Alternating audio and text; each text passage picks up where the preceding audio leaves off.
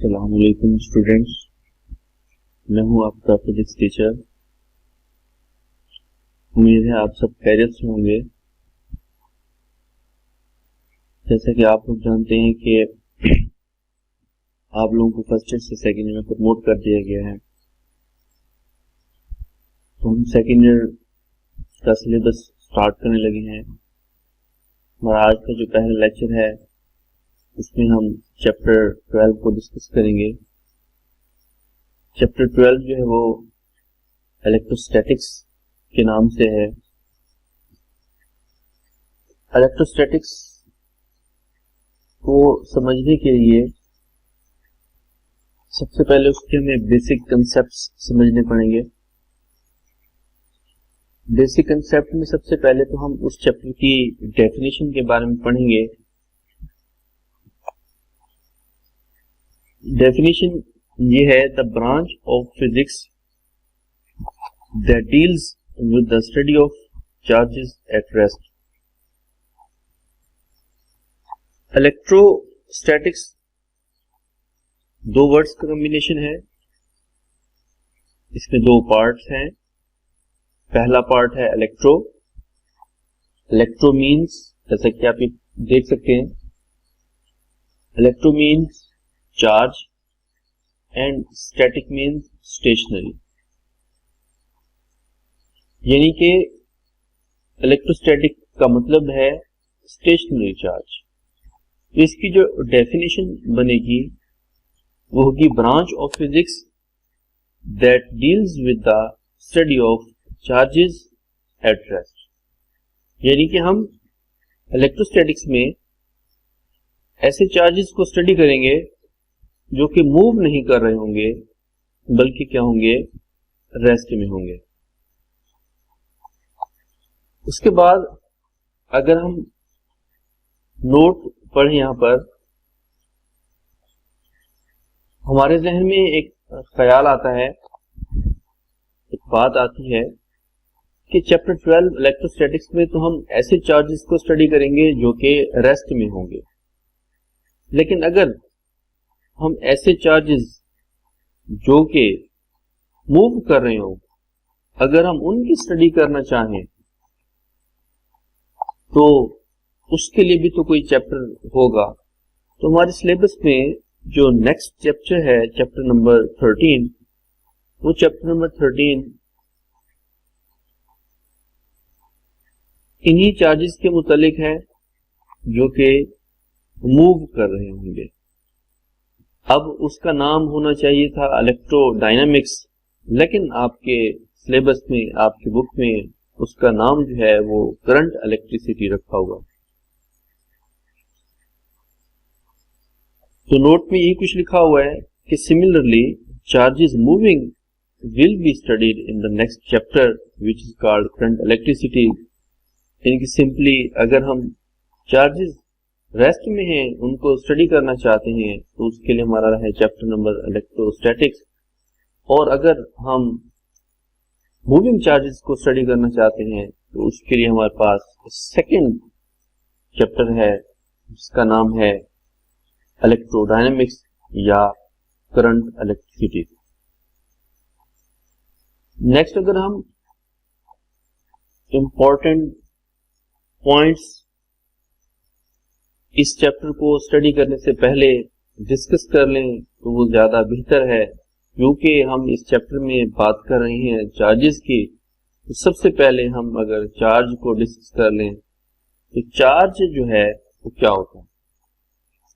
Charge is an intrinsic property of a body. Charge is an intrinsic property of a body. Intrinsic property. Intrinsic property means, important point है ये, एक ऐसी property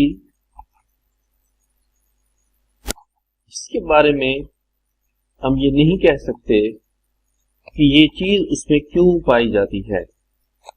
इनकी कोई भी body है, कुदरती तौर पर अगर कोई वो खासियत रखती है जिसकी कोई प्रॉपर हमें रीजन का नहीं पता, तो ऐसी प्रॉपर्टी को हम इंट्रिंसिक प्रॉपर्टी कहते हैं।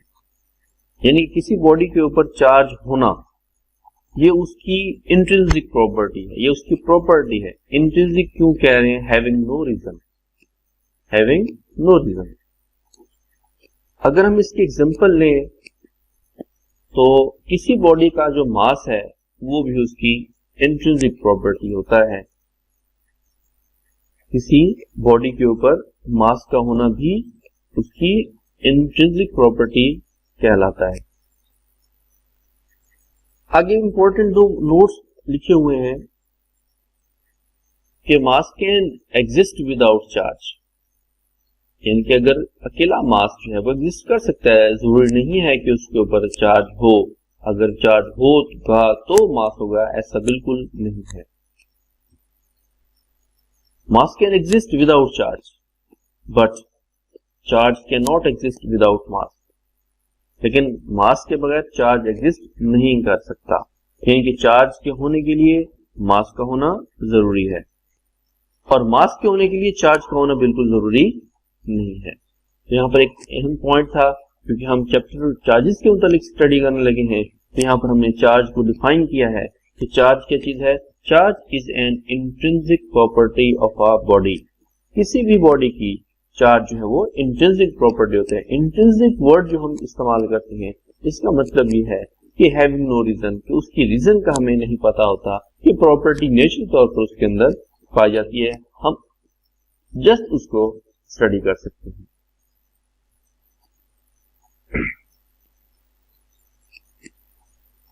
इसके बाद हम नेक्स्ट आ जाते हैं पॉइंट चार्ज पर।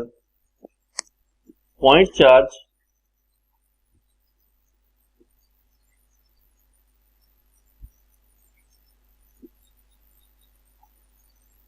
एक ऐसा चार्ज होता है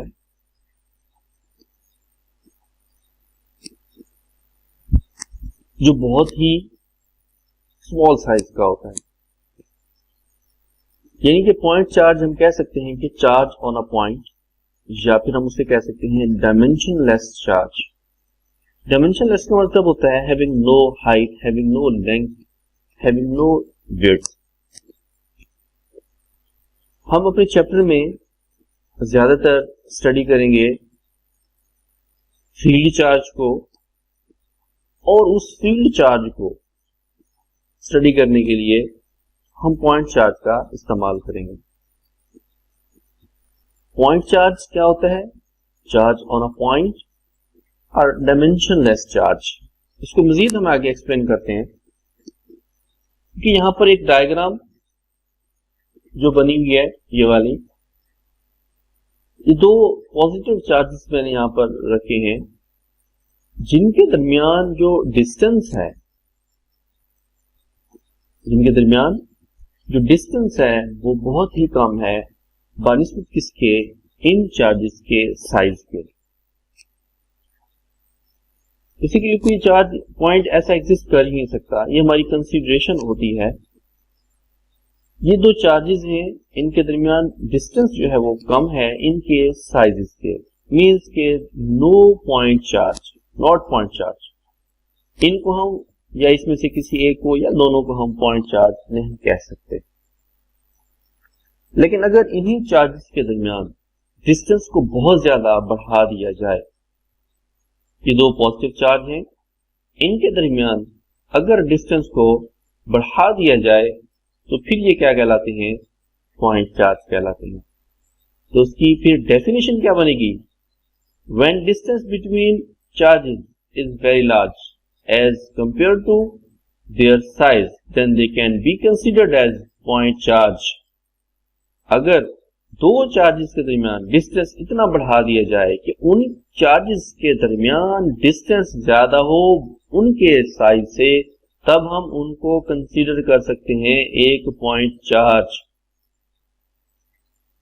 point charge is also considered as test charge. Point charge को हम टेस्ट चार्ज भी कह सकते हैं।